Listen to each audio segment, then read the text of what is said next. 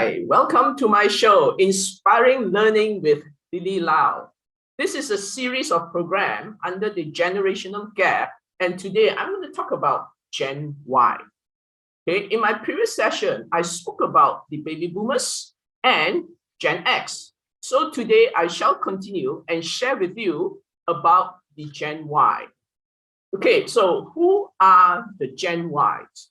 Now, I believe you have heard a lot about them, and they are already in the workforce for more than 15 years or so, right? And as at today, the oldest Gen Y is in the mid-30s and the youngest are early 20s. So there is a span about 15 years of this generation. And when they first came out to the workforce, they created a lot of disruption and a lot of complaints by the two previous generations. So exactly who are they? Right now, in the workplace, they are not the youngest anymore because there's another generation, which is the Gen Z after them, which are already in the workplace. But this generation play a very significant role in the workplace. And who are they exactly? Right now, if I'm going to ask you, describe, in a few words, who are the Gen Ys? Well, commonly, there are few words that, are normally described by people, okay? In general, people will say that, oh, they are always into gadgets. They are very tech savvy. Yes, correct, right? Then the other one is that, they are the generation of entitlement. They believe, they are entitled and, they should get what they want. Yeah. Well, you are not entirely wrong. In fact, that is one major complaint about this generation. And they are the generation that want things to be more carefree. They don't like the traditional workplace of, working 9 to 5, Monday to Friday, that kind of thing. They are looking for something which is more flexible, more carefree, and that created a lot of conflict, in the traditional work market. Yeah.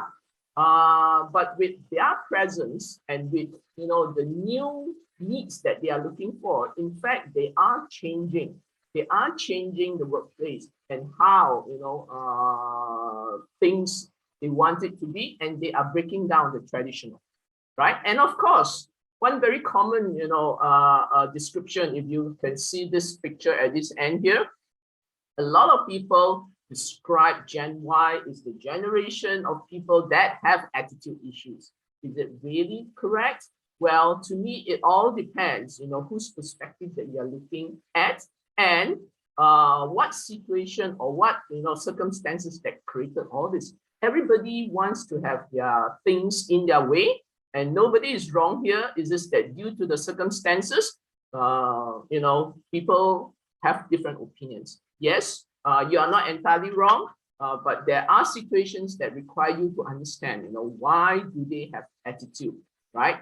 Okay, so this is where I'm going to talk a little bit more about Gen Y in my show today. Now, before I go in further, I want to explain a little bit more about the definition of generation. Now, in general, people define it by year born, right?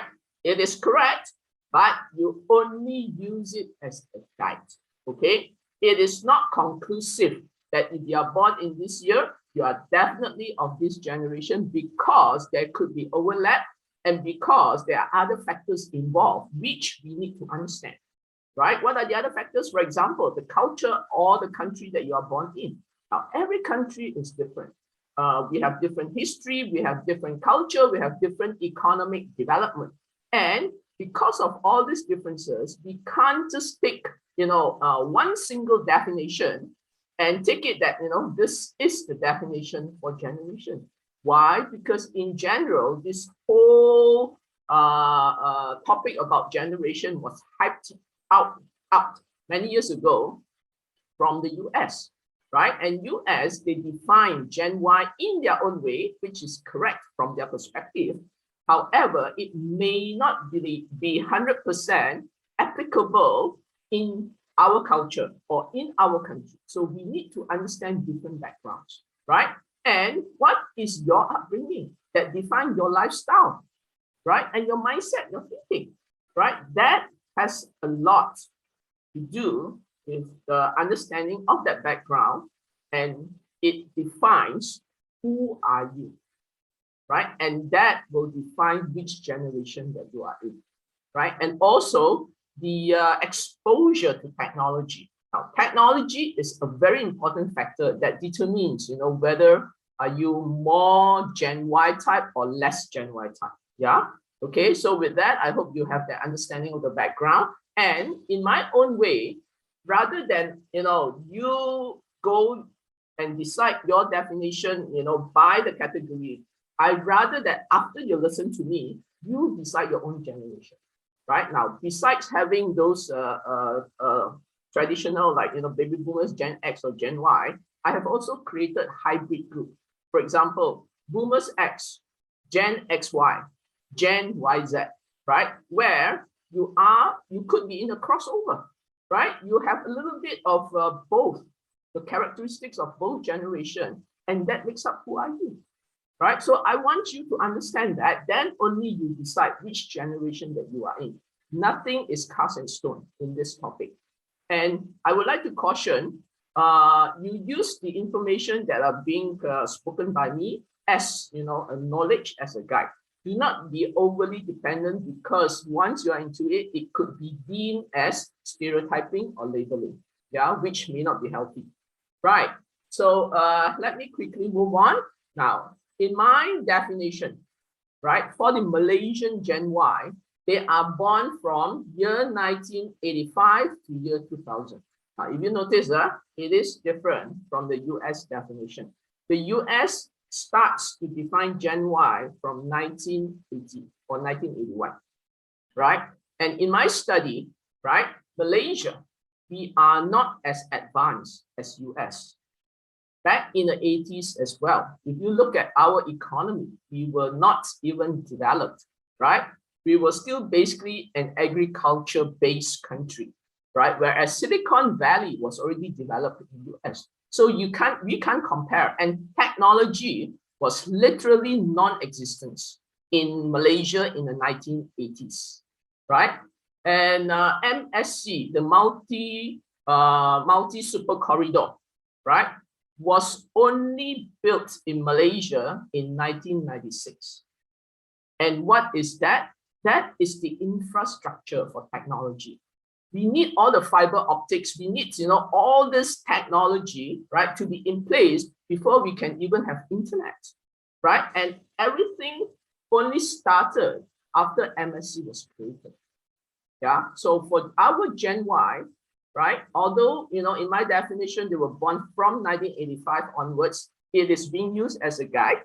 And when technology was available in Malaysia in the late 1990s, they were the teenagers. They were growing up, and they were the ones who embraced technology with excitement, because it was something new. It was, they just received it with open arms, and they went in and learned, without any guidance. They learned it by themselves most of the time, because nobody was there to teach them, right? So as a result, right, because of this, I call them the millennials, which is the common word used. And because millennials is from the word millennium, right? So to me, based on my definition, it should, stop around 2000. Now, for those who are born around those time, right? 1998, 99, 2000, 2001, 2002, right? You are around that era, right? Well, whether are you Gen Y or Gen YZ, it is entirely depending on those factors that I talk about, right? You could be Y or you could be YZ, yeah? And those who are in the early, 1980s, the mid 1980s, you could be in the Gen X, Y type, because you are also highly influenced by the Gen X. in the workforce, right? Now, the word that really differentiate you from the other two previous generations is technology, right? Now, what have I said in the two previous generations, right? Baby boomers was influenced, because of the Merdeka and the war factor, right? Whereas our Gen X was influenced by industrialization from Malaysia, right? But for Gen Y, it is definitely technology.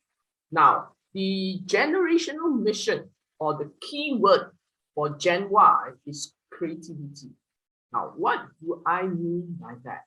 Right? Now, this is the group of people where they were absorbing technology, right, as they were growing up, right? Whatever that they learned, well, those times in the late 1990s, it was the first generation, right, of a mobile handphone. It was the first generation of technology, for Google, or Microsoft, right? But they were there.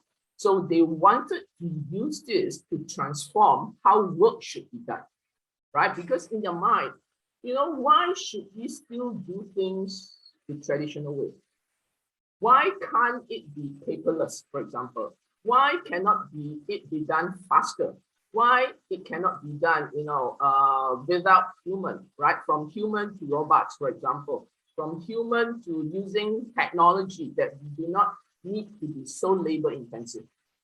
These were the things, that Gen Y was able to visualize it, and they wanted it, how the workplace should be. Right now, traditionally, for those companies that are old, right, everything is very traditional, right? There were lots of forms to fill, everything was bureaucratic, that kind of situation, right? So when Gen Y came into the workforce, they wanted to do things in their own way, right? And be more flexible. That was the keyword, to be more flexible and not to be so time-bound, rule-bound, right? They wanted to break away. But of course, they went through challenges. And as of today, due to COVID was a very strong push factor, right? And COVID has changed a lot of things as of today, right? Now, before COVID, yes, it was happening, but it was happening at a much slower pace, right? Now, at the workplace, if you can see here, right, I use the word here, why or wine, right? Now, in my opinion, there are two extreme categories of Gen Y, okay? Those who are smart, on one category, right, they will challenge you. That is why they are called Gen Y, because they keep asking why. Why not? Why it cannot be done? Those kind of things. That's why they are called Gen Y. And they wanted to change. They wanted to, achieve the fastest, the most in the shortest time, right? For their generation, it is possible to be a billionaire when you reach 30 years old, right? That was that revolution that was made possible, right? So if you have a Gen Y who are in that category, right? They will keep challenging you, and they will keep asking, and they want change. On the other extreme, right now, in general, this generation, compared with the other two previous generations, they are the most blessed type. Okay? In fact, they were born in the era of abundance. They have everything compared with their parents and grandparents. Yeah, they have everything they were given, right? And there are a generation of spenders. They have everything. All they need to do, right, is just to study hard, graduate, achieve, something, and get a good job. That could be the aspiration given to them by their parents. A lot of those, right, because they were given everything, right, they aren't sure what is it that they're looking for. And a lot of times they are told what to do, even what job to look for, even what kind of study to go in, right? So as a result, they do not really need to work so hard, right? When they are asked to go to work, right? They are not motivated. They just come because they have to come, right? They work because, you know, they have to. They are being asked to, right? So, you know, on this other extreme, they tend to whine. They tend to say that, no, I'm not going to help you. I'm not going to stay after 5 because it is my time. Why should I help you? If I do this, I should be given extras. That is the other extreme, right? So, you know, it all depends. And of course, in between, right, that's where, you know, many other Gen Ys are in, right, in the spectrum, whether are you this end or are you this end? Well, I have met, you know, people of various, and truly, right, you know, there are these two extremes spectrums of people that I have seen. Now, what are the values of Gen Y in general? If you see this word here, it says work hard and play harder, right? Now, the two previous generation, what were the tagline, right? For the baby boomers, it was about working hard. Work hard, work hard, work hard, earn money. They don't spend, they keep the money, right? Then comes Gen X, because Gen X have seen how their parents, you know, work. They say that, no, I'm not going to work so hard. I'm going to work smart. And that was how that tagline work smart came out. Then you have this another generation, right? Where they have seen, you know, right? Whether their grandparents or their parents, how they have worked. Then they think, wow, okay, you know, working smart is also not the solution. I don't mind to work hard and I want to play harder too, right? So they have a totally different mindset, right? Life is not about only working. Life is about enjoyment. It's about doing what you want to do. Now, if you look at this picture here at the center, I hope you can see my cursor here. This is something that is given, right, by the Gen Ys whom I met. Now, if you see here, they came up with this equation, right? They put here work plus play plus fun. They don't mind to work hard, you know. You know, working hard, working is not about 9 to 5 to them. That if they are passionate about work, they don't mind to work 24 hours for you. They don't mind to even sleep in the office. But the question here is, do they have a passionate job, right? If they have, right, that means it is equal to work-life integration. Now, let me emphasize that the Gen Y, the lifestyle that they are looking for is work-life integration, where they want to integrate work and play together at the same time. It is not about work-life balance. Work-life balance applies to Gen X, okay, because of the heavy responsibility and all that, right? Work-life balance is badly needed by Gen X. And Gen Y is about work-life integration because they want to integrate the work and the fun element, right? So there is not a line, you know, between what is work and what is play. It's all together. And this is what they value. So the question here is, are you, if you're the employer, able to provide this to the Gen Y? Because this is needed to sustain them. Yeah. And of course, the other keywords, right? We talk about collaboration, cooperation. These are pretty normal because this generation, they understand the competition and the intensity, and no one, right, is able to outdo and win in the market without having networking, collaboration, right? That's why social media is important. And that's how they gather the momentum through social media, right? So it is about speed. It is definitely about gadget and technology, right? It is about creativity. Do things in a different way. They do not like to follow the tradition, right? So allow creativity to be developed, right? And at the same time, especially to the high achievers Gen Y, they are about achieving goals. Are you ready to provide, the goals that are fast enough for them to be achieved? These are the values of the Gen Y. Now, here I'm going to talk a little bit about the hybrid group, Gen XY, which is a combination, right? Now, the year-born definitely will be slightly, earlier.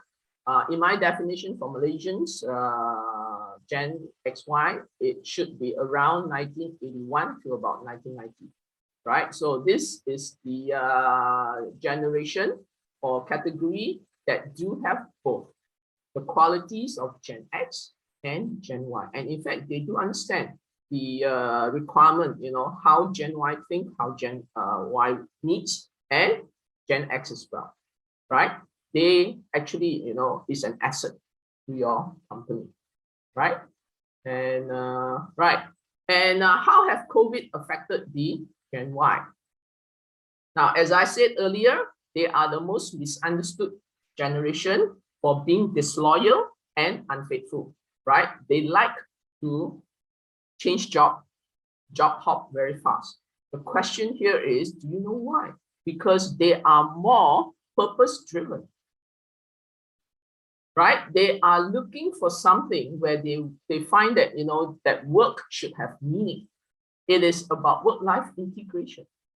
It is not about, having just a job security, which was more applicable to baby boomers and Gen X, right? And this generation, as I said earlier, they are the most blessed ones because they were born, with abundance, and they are the generation of spenders. They spend money. Now, comparatively, right? Credit card came in a big way when they started to go into the workforce, right? So it is about spending future money, right? And they are in it. Whereas the other two previous generation, yeah, they qualified to have credit card, but do they really spend so much? It is more about savings, stability, and security in the mindset of boomers and Gen X. But this generation, they don't mind to spend. Okay, and this is the generation, right, where PTPTN for Malaysians, right, was created in 1996. So before that, there was none, right? Before that, if you want to study, it is you have to, have the money, or you got a scholarship. But when PTPTN came in, you can get loan. Right? And when you graduate, before you are capable to earn money, you are already in debt. Okay, so this is the generation where they really need to understand how to manage finances as well, right? But in general, when it comes to COVID, they can take it better, right? And to them, it is just about switching. Right? And a lot of them may have take it in a good way where they switch more, into the gig economy, right? Their influence propel, in fact, play a very big role in pushing the gig economy to work. They'd rather, right, be independent, be on their own, not on payroll, but just do by projects so that they have the flexibility. Right? And moving forward, it's going to be more of that kind, right? Now, due to the short-term perspective and lack of savings, well, in general, they suffer more compared with the other two generations. It could be because, they are not as strong financially, right? And for those who are married, there could be a switch, from purpose-driven more to security. Right now, that can happen, right? And they are likely to face higher challenges in seeking employment during a pandemic, especially those who are not very experienced, in certain areas that you do not have certain experience, you may suffer a little bit, right? Because when we talk about gig economy, you need to be good in something, and people only pay you for that specialty, the expertise that you have. So it may be, if you're Gen Y, it is time to think about it. And what are the factors to engage Gen Y? Okay, now every generation will react very differently for this pandemic. And there is no one size that fits all, right? One size fits all policy, to me, it doesn't work anymore, right? Whether you're in HR, whether you're in strategy, you need to look at your demographics of the staff, right? What categories do you have more in order to design your strategy, right? For this generation, if you ask me, because of the technology factor that they have, this is the best generation, right? To embrace change and transform, right? Into the digital aspect of it, right? So it is pretty easy for them. Now, I have been talking a lot about all these generations. What I would like to say is that at the end of the day, right, regardless what generation that you are in, because all of us are human, all of us have the same vital instinct, okay?